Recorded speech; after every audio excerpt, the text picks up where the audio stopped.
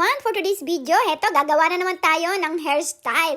Pero ito, simpleng-simple lang at napakadali po. At ito ay pwedeng-pwede sa mga bata at pag nagmamadali, pwedeng-pwede po ito lalo na pagpapasok sila sa school. Ayaw nang binibraid o tinitirintas dahil nga masakit pag nahihila ang kanilang anit. Kaya po ito pwedeng-pwede sa kanila. Ang kakailanganin lamang po dito ay ang mga rubber band na Sanrio na nabibili at murang-mura lamang po ito. Ayan, ang una ko pong ginawa ay itinali ko lamang ang buhok, tapos iikot mo at tapos ibabaligtad mo siya. Tingnan nyo itong pangalawa kong gagawin at napakadali lamang pong sundan. Itatali mo lamang po ng medyo mahigpit nang sa ganon ay hindi masyadong maluwag at tapos iikot mo lang siya pataas at hilain mo siya ng pababa. Ulit-ulitin mo lamang po ang iyong gagawin hanggang sa matapos siya. Kung gusto mo ng medyo maganda-ganda itong hairstyle na to, lalagyan mo siya ng merong mga panlagay sa buhok na merong mga perlas at merong mga kumikinang-kinang, lalagyan mo sa bawat rubber band. At nang sa ganon ay hindi makita yung rubber band o matakpan yung rubber band na nilalagay natin. Ayan, iikot mo lang siya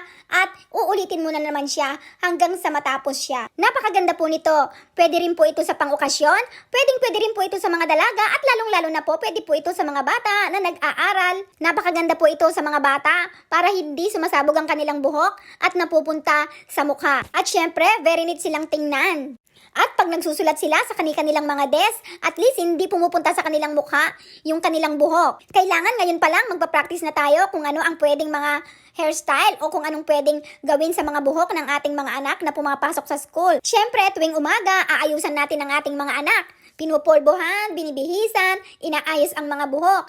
Pwede din naman nating pagandahin ang kanilang buhok kahit pupunta lang sila sa school. At least, lagi silang maganda at very neat silang tingnan. At syempre, ang mga nakakakita, ang sasabihin nila ay napakasipag at napakatyaga ng nanay niya na mag-ayos sa kanyang buhok. Syempre, ang papuri sa ina pa rin, di ba? Dahil nagtyaga ka, inayusan mo yung anak mo at napaganda mo, laging mapupuna yun ng mga tao at lalong-lalo na ang teacher niya at ang mga classmate niya. Syempre, ma-amaze sila na kahit pupunta lang ng school, laging nakaayos ang buhok. Minsan kasi wala tayong time sa pag-aayos ng mga buhok ng ating mga anak. Pero at least kahit nakapony lang, okay na yon. Basta malinis tingnan ang ating mga anak. Ito lamang pong sa akin ay suggestion lamang. Kung gusto niyo lamang po itong gawin sa inyong mga anak, okay din po. Kahit paminsan-minsan, mag-isip ng mga ayos ng buhok at pwede nyo rin po itong gawin sa inyong mga anak. At ganyan lamang po, napakasimple, paulit-ulit lamang po siyang gagawin at pagkatapos sa dulo ay ititirintas mo lamang po siya. Ayan, malapit na po siyang matapos. Abangan nyo pa po ang mga hairstyle video ko. Ayan, maraming salamat po sa panonood. God bless you all. Follow for more.